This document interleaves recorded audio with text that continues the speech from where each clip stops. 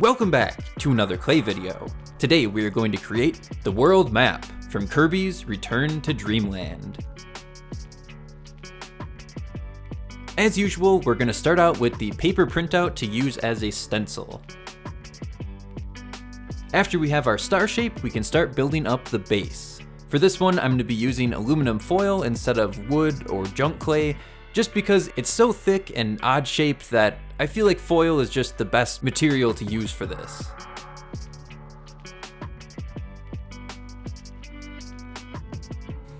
Now that we have a roughly star-shaped piece of foil, we can move on to the other side to repeat the process. After that, to make sure everything is nice and sturdy, I'm going to wrap it in a bunch of painter's tape.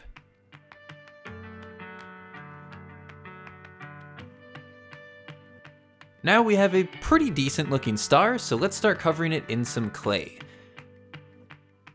Luckily enough, this color straight out of the pack is pretty much the perfect color for a Kirby star. Using the pasta machine, we can get some nice flat sheets that will make it much easier to cover the base of this star.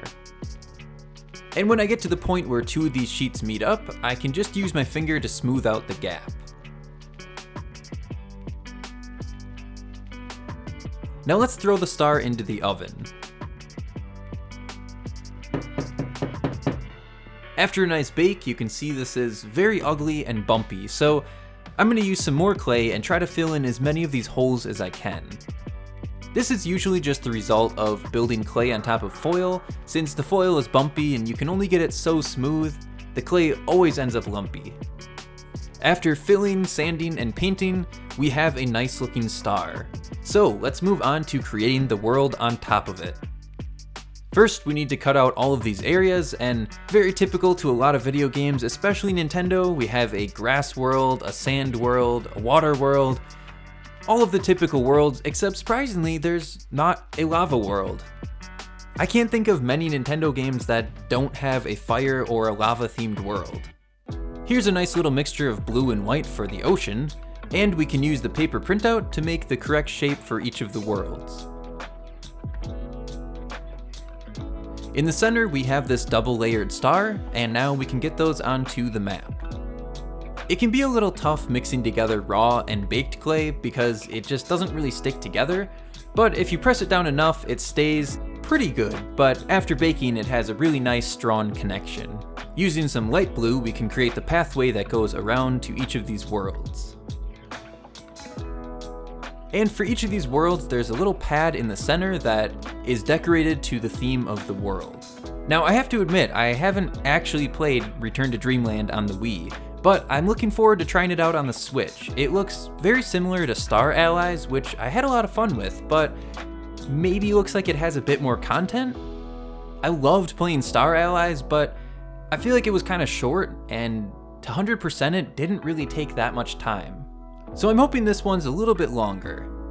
I'm especially excited to try the new epilogue mode. I think that looks like a pretty cool idea.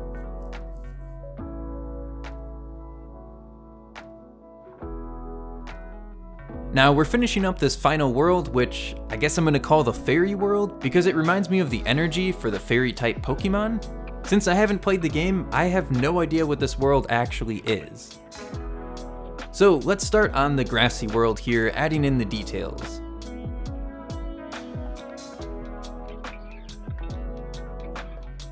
We have either some ancient ruins or gravestones. I'm kind of thinking they look like gravestones, but that seems a little out of place in Kirby.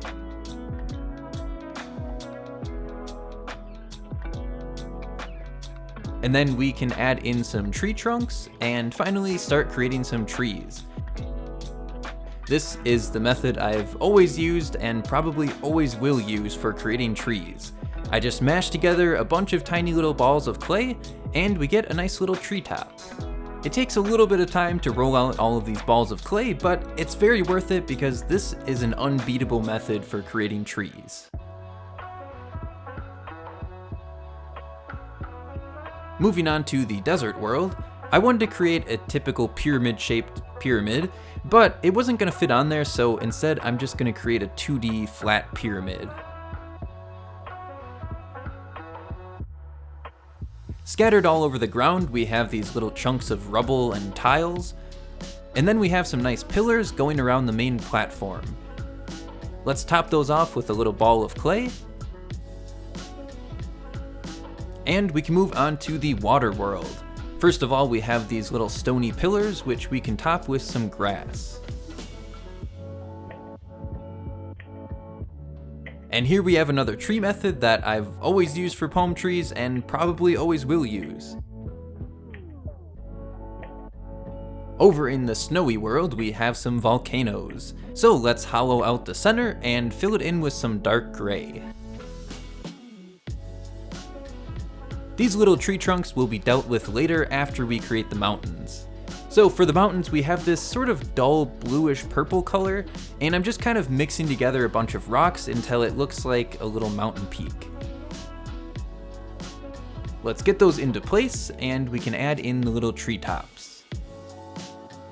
Now this final world, I guess fairy world for lack of a better name, is a little bit more complicated. We have this little totem statue we need to build up. Reminds me a lot of the cities after you beat the Ender Dragon in Minecraft. The upper side of it is created exactly the same, but a nice bright pink. At this point, I looked up and realized my memory card was full on my camera, so I kind of missed on some details that I cut into the buildings. On the very top, we have these little curls, and we can add this onto the map, and add in a couple little gems on these top two platforms. Now that's all the worlds complete, so let's work on the center of the map. We have Maglar's ship, which has crashed down onto this planet, and you have to go through the game and collect the parts to restore the ship. Sounds a little bit familiar, right? Let's get all of these rocks into place.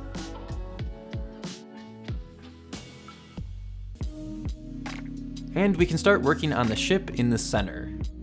Starting out with a big old blob of light blue clay, and adding in some nice puffy wings. I had to take a little bit of artistic liberty on the ship because, I mean, there's a lot of details on this ship that I don't think I could create this tiny, so I'm kind of making a little bit of my own design, but mostly following the main design. On the front here, we have a nice bright yellow star.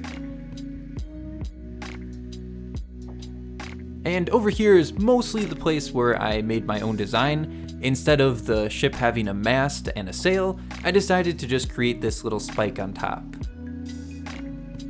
We have some dragonfly wings hanging off the side of it. And let's repeat the process on the other side.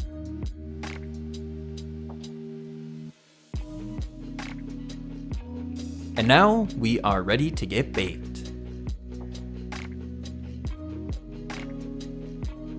After baking, there's nothing else we have to do, so here it is, the world map from Kirby's Return to Dreamland.